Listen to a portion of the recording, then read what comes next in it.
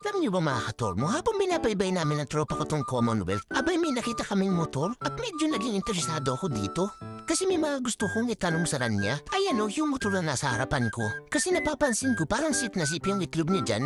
Kaya eto na nga, tumataw siya. At yung tropa ko naman sa likod sabi niya, sige abulin mo. Walang niya, halos masagad ko na yung silinyador ko. Di pa rin kami umaabot. Buti na lang talaga at medyo nag-slow down siya dito banda. Kaya nagkaroon na kami ng pagkakataon para tanungin siya. Eto slow mo natin. Ito mga time na tumakator mo ay sumisigaw na ako. Sabi ko, Kuya, masarap ba yung itlog mo?